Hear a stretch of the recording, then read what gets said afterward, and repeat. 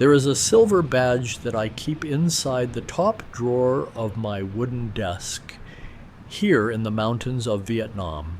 It is heavy, cold to the touch, and still bears the scuffs and scratches from years of rubbing against steering wheels and security booth counters. Sometimes when the morning mist is rolling through the pine trees outside my window, I take that badge out and just hold it in my palm. It is my anchor. It is the physical embodiment of a life I used to live, a life that feels like it belongs to an entirely different person. My name is Larry Pittman. I am 66 years old now, but when I first packed my life into 2 suitcases and left Sacramento, California, I was 63.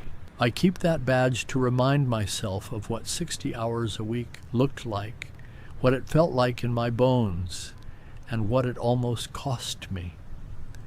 Before Dalat, my existence was not a life. It was an arithmetic problem that I could never solve. Sacramento had become a city where survival required a constant, exhausting hustle, especially for someone my age. The cost of living crisis was not just a headline on the evening news. It was a slow, suffocating weight pressing down on my chest every single time the first of the month approached. I was working a full-time job as a security guard for an office complex downtown, and when that shift ended, I did not go home. I walked to my car, turned on the Uber and Lyft applications, and drove for another 4 or 5 hours. 60 hours a week was a light week. Often it stretched closer to 70. Let me tell you what that kind of exhaustion does to a human being. It hollows you out. You stop noticing the changing of the seasons. You stop tasting your food. You live on a diet of stale coffee from convenience stores and the glowing red taillights of the cars in front of you on the highway. My security job required me to be alert, to patrol the perimeter, to stand for hours on the concrete. My joints would ache with a dull, throbbing pain that no amount of over-the-counter medication could dull. Then I would sit in my car, my lower back screaming, ferrying strangers from bars to their comfortable suburban homes, listening to them complain about problems that felt entirely alien to me. I was 63 years old, working 2 jobs, running myself into the ground, and I was still completely broke. Every single dollar I made was already spoken for before it even hit my bank account. The rent took the lion TM's share, followed by the utilities, the car insurance, the gas, and the groceries. There was nothing left over. Not a single dollar for a movie, not a dollar for a nice dinner, not a dollar for a moment of peace. My health was deteriorating rapidly. My blood pressure was through the roof, and I was suffering from chronic insomnia. Even when I had a precious few hours to sleep, my brain would not shut off. I would lie awake, staring at the ceiling, calculating how many rides I needed to give the next day to afford a simple repair on my car. I was on a treadmill that was moving faster and faster, and I knew deep down in my bones that I was going to fall. My Social Security benefit, which I had to take early at 63, was only $1,180 a month. In Sacramento, that amount of money would barely cover the rent for a dilapidated studio apartment, let alone food, electricity, and the basic necessities of human survival. Taking the reduced benefit early felt like a defeat, but I was so desperate for just a little bit of breathing room that I did it anyway. It barely made a dent. The grind continued.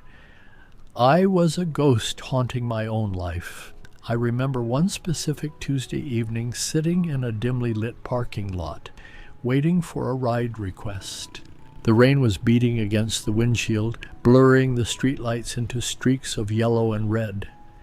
My chest felt tight, a familiar sensation that I always tried to ignore, hoping it was just stress and not my heart finally giving out.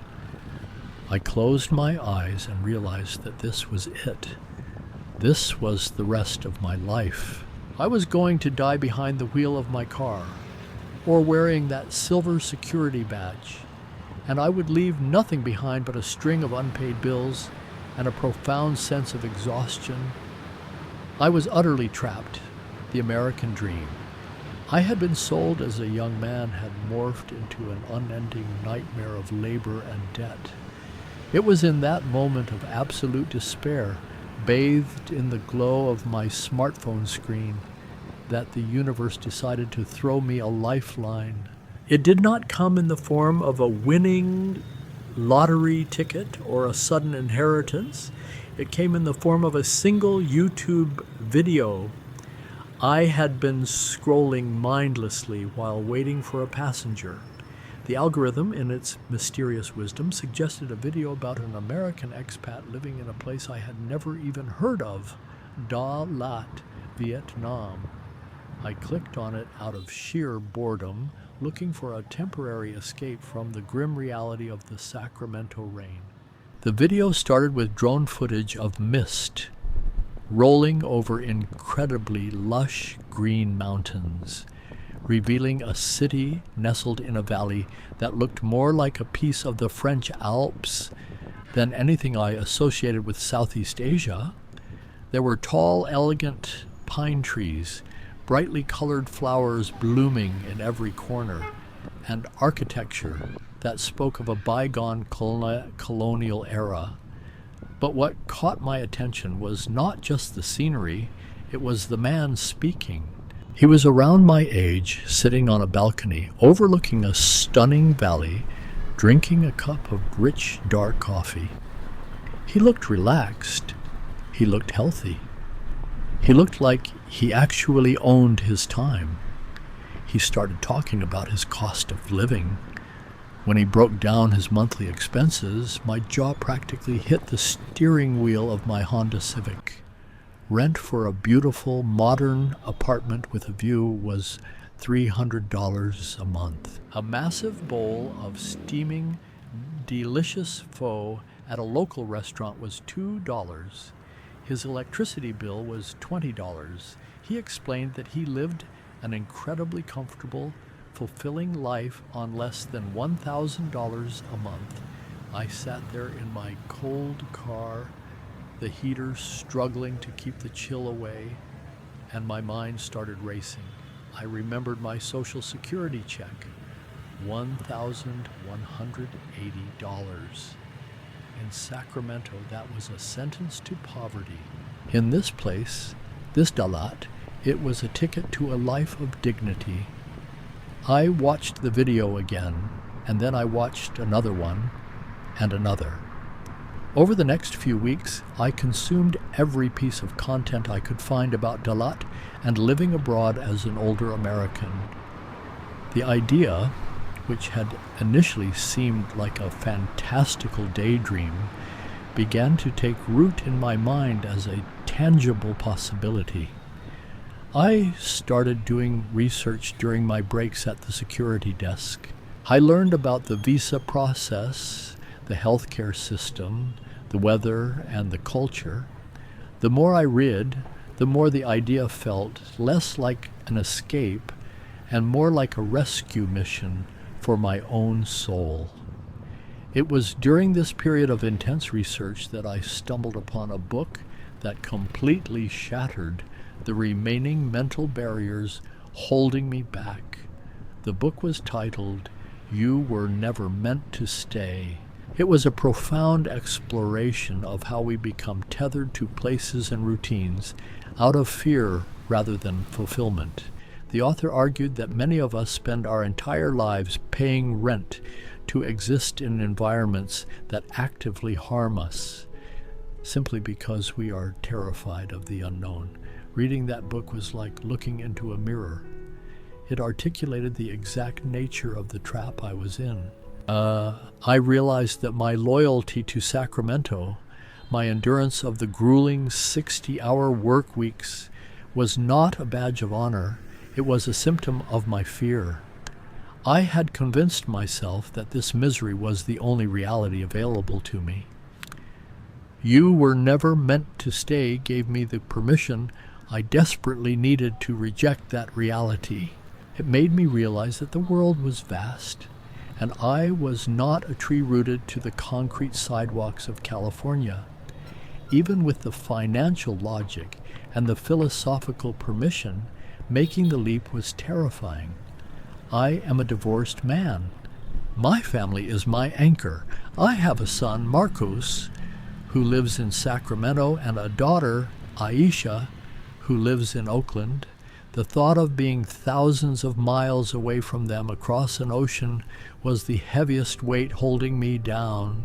I broached the subject with Marcus first. I knew he was a practical man, and his immediate reaction was concern. He worried about the health care, the language barrier, the distance. His fears were valid, and they mirrored my own. But then I went to visit Aisha in Oakland. Aisha has always been the adventurous one in our family. When we sat down in her small, bright kitchen and I poured out my heart about the exhaustion, the YouTube video, the book, and the seemingly impossible dream of Dalat, she did not look at me with concern. She looked at me with a fierce, unwavering support. She reached across the table, took my calloused hands in hers, and said words I will never forget. "Dad, you have worked your entire life. You have sacrificed for us. You have broken your back just to survive. You are exhausted. I can see it in your eyes. You deserve to rest. You deserve to wake up and not be terrified of a bill. Go. Just go. We will come visit you. We want you to be happy more than we want you to be close and miserable." That was the final push I needed. Aisha TM's blessing was the wind in my sails. The decision was made. I was moving to Vietnam. The day I quit my jobs is a memory I replay often. I walked into the supervisor Chihuahua TM's office at the security company, handed in my resignation letter, and placed that silver badge on his desk. It felt as though a physical weight had been lifted from my shoulders, a burden I had carried for so long that I had forgotten what it felt like to stand up straight. Deleting the Uber and Lyft applications from my phone was an even greater thrill. It was an act of profound liberation. I sold my car, I sold my furniture, and I packed everything I cared to keep into 2 large suitcases. The flight across the Pacific was long and exhausting, but the fatigue was different this time. It was not the grinding, hopeless exhaustion of the 60-hour work week. It was the fatigue of anticipation, of moving towards something rather than just running away from poverty. When I finally arrived in Dalat, the reality of the place hit me like a breath of fresh air, literally. After the sweltering heat and smog of Sacramento, stepping out into the cool, crisp mountain air of the Central Highlands was a revelation. Dalat is not the Vietnam you see in most movies or travel brochures. There are no sweltering jungles or chaotic, crowded beaches here. It is a city perched high in the mountains, surrounded by rolling hills covered in dense, dark green pine forests. The air is thin and sweet, carrying the scent of pine needles and damp earth. The French colonial influence is everywhere, in the architecture of the old villas, the layout of the streets, and the vibrant coffee culture that permeates every corner of the city. There are stunning waterfalls tucked away in the valleys and vast plantations where some of the finest coffee in the world is grown. The city is often shrouded in a delicate mist in the early mornings, giving it a mystical, peaceful atmosphere that instantly calmed my frayed nerves. The most profound shift, however, was not the geography, it was the math. Let me break down the financial reality of my life in Dalat, because this is the core of the transformation. As I mentioned, my Social Security income is exactly $1,180 a month. In Sacramento, that meant standing in line at a food bank and praying my car would not break down. In Dalat, it means I live a life of comfort and dignity. I rent a beautiful, spacious one-bedroom apartment with large windows that look out over a pine-covered valley. The rent is $350 a month, and that includes high-speed internet and water. My electricity bill is roughly $25 a month, mainly because the cool climate means I never need air conditioning. I rarely cook because the local food is so incredibly delicious and affordable. I can get a fantastic meal of grilled pork and rice or a rich complex bowl of noodles for about $2 to $3. If I want to treat myself to a nice Western-style dinner, I might spend $10 or $15. My total monthly expenses for food usually hover around $200. I do not own a car here. I bought a reliable used automatic scooter for a few $100s, and it costs me maybe $10 a month in gas to zip around the city. Health insurance, specifically designed for expatriates, runs me about $100 a month. When you add it all up, my essential living expenses, your bus, your rent, utilities, food, transportation, and insurance, will come to around $700 a month. Out of my $1,180, I have almost $500 left over every single month. $500 of pure, unallocated, disposable income. For the first time in decades, I am actually saving money. I am not just surviving. I am thriving on the exact same income that had me drowning in California. But the money, as transformative as it is only part of the story. The true wealth I discovered in Dalat was time. I will never forget my first Saturday morning in my new apartment. I woke up at 6 in the morning, my body still rigidly conditioned by years of early shifts and weekend driving. I swung my legs out of bed, a knot of anxiety tightening in my stomach, ready to rush out the door. And then I stopped. The room was quiet, save for the gentle rustling of the pine trees outside my window. I looked around. I realized that I had absolutely nothing to do. I had nowhere to be. No boss was waiting for me. No passenger was relying on me. No unpaid bill was demanding my immediate labor. The silence was almost deafening. For a moment I panicked.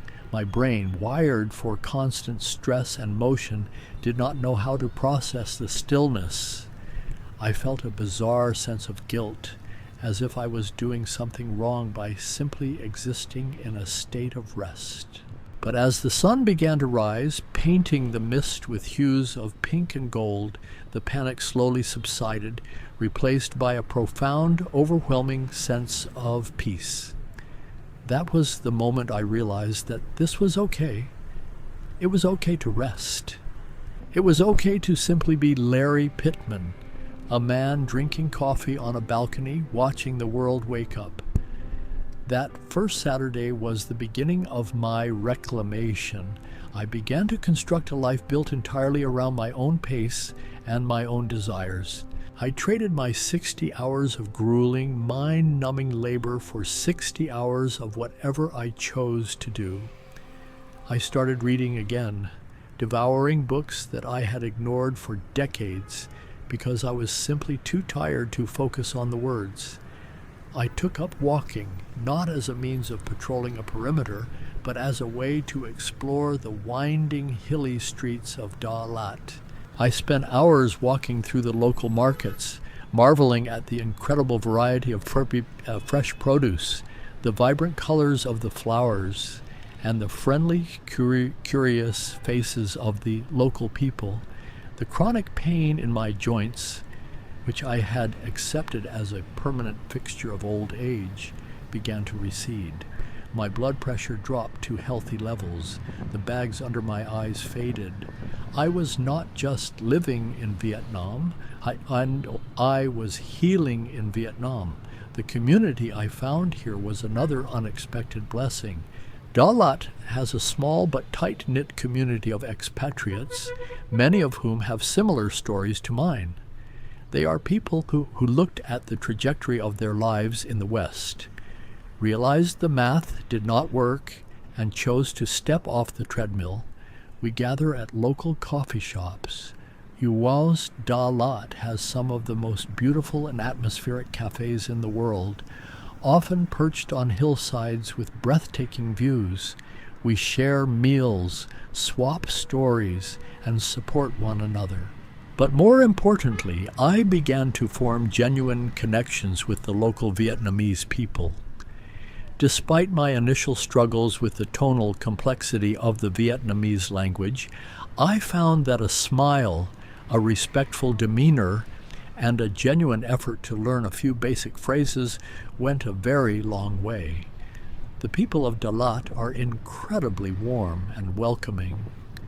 My landlord, a kind older woman named Mrs. Hua, treats me like an extended member of her family, often bringing me bowls of homemade soup or fresh fruit from her garden. There is a sense of community here, a collective taking care of one another that I had not experienced since I was a young boy. Of course, the transition was not without its difficulties. I do not want to paint this as a perfect, flawless utopia. There were days of intense homesickness, days when the physical distance between myself and my children felt like an unbridgeable chasm.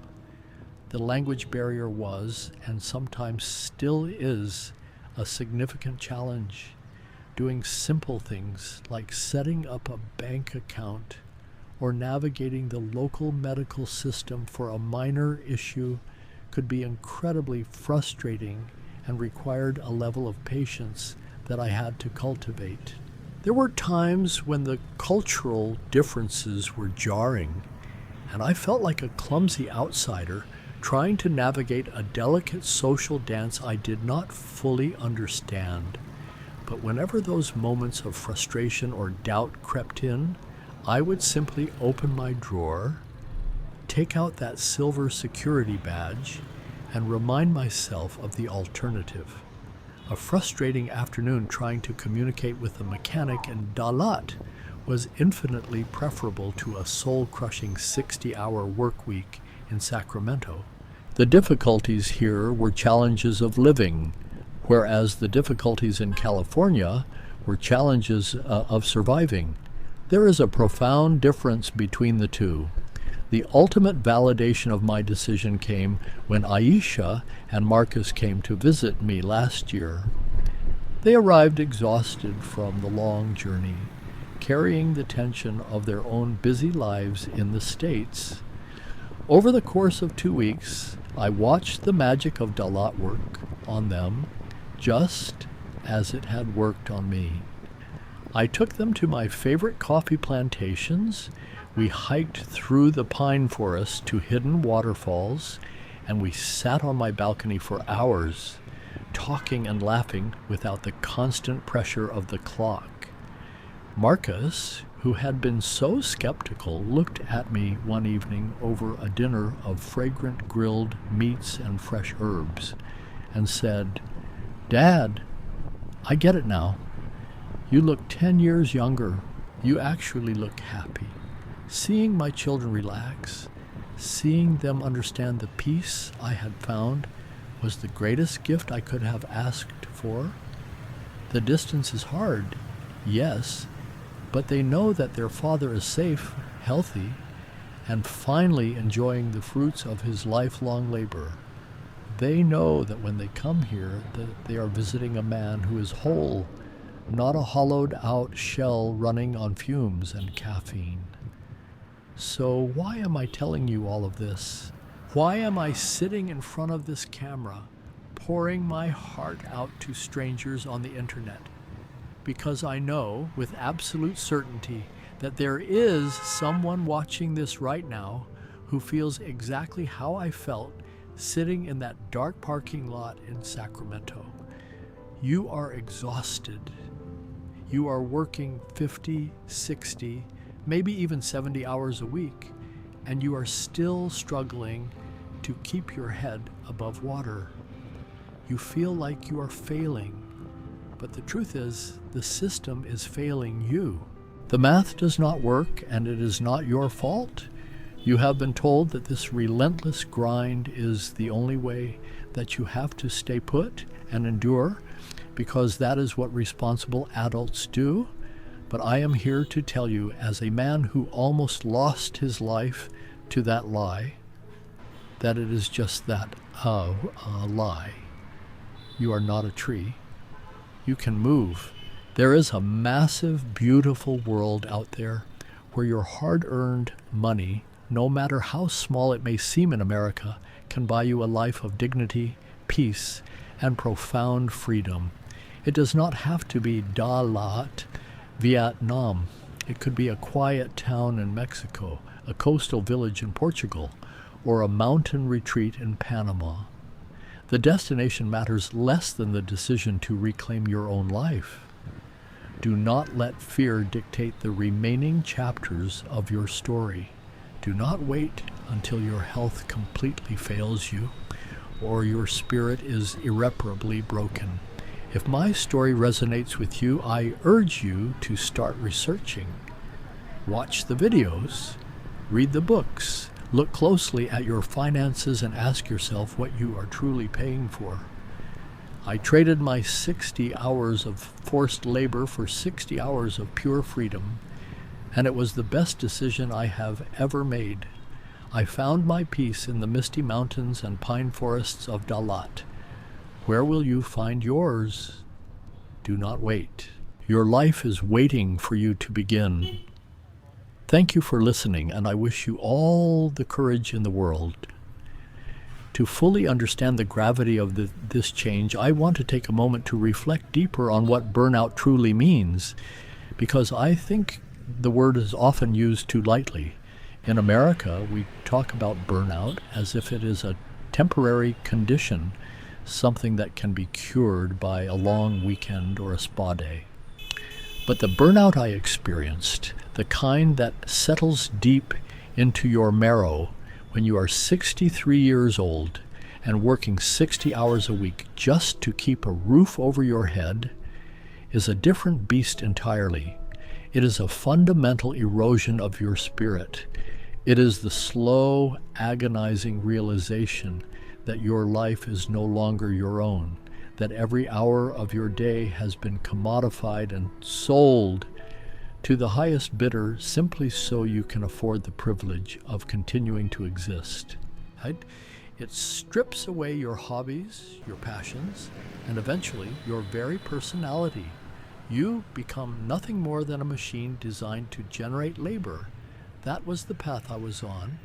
The physical toll was obvious, so the high blood pressure, the aching joints, the insomnia, but the psychological toll was far worse. I felt a profound sense of failure, a nagging voice in the back of my head whispering that if I had just worked harder or been smarter with my money when I was younger, I would not be in this situation. It was a lie, of course.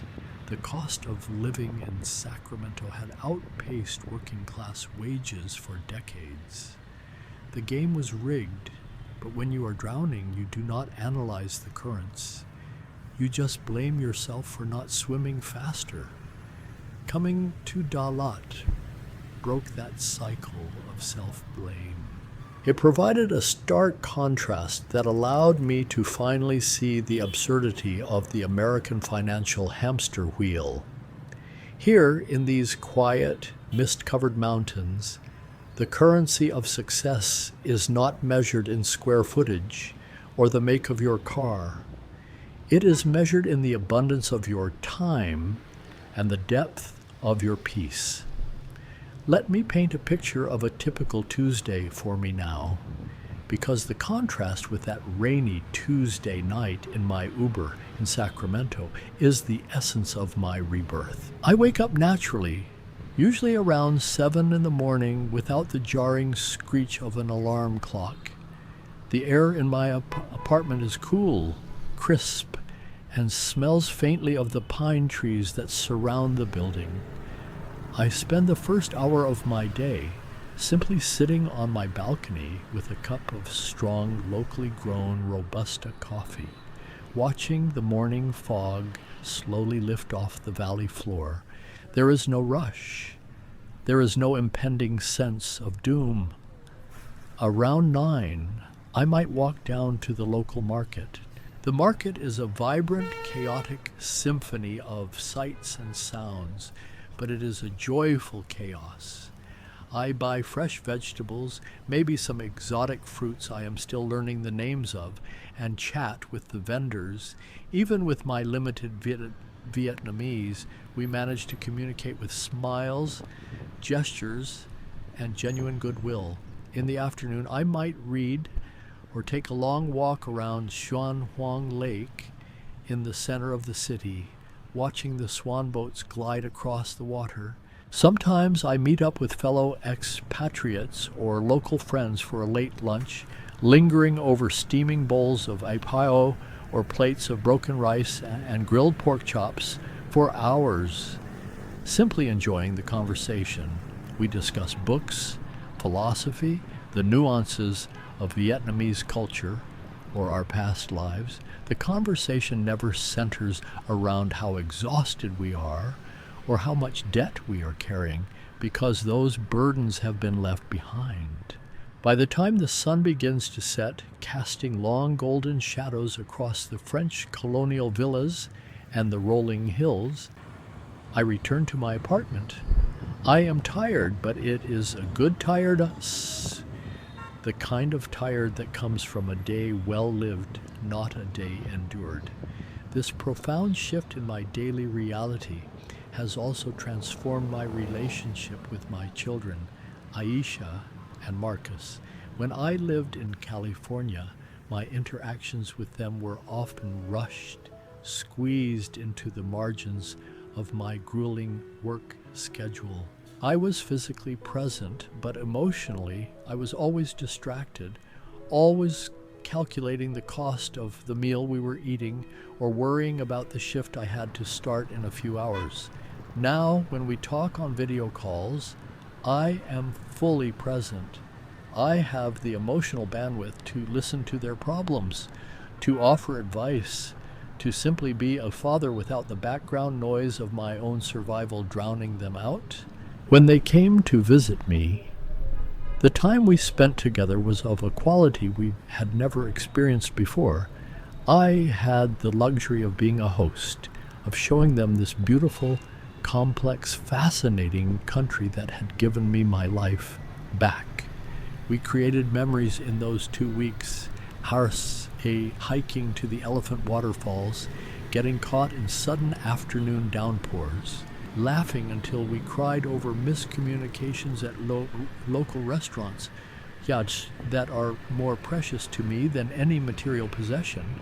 It is important to emphasize that this life is not a permanent vacation, nor is it an escape from reality. It is rather an active choice to engage with a different kind of reality.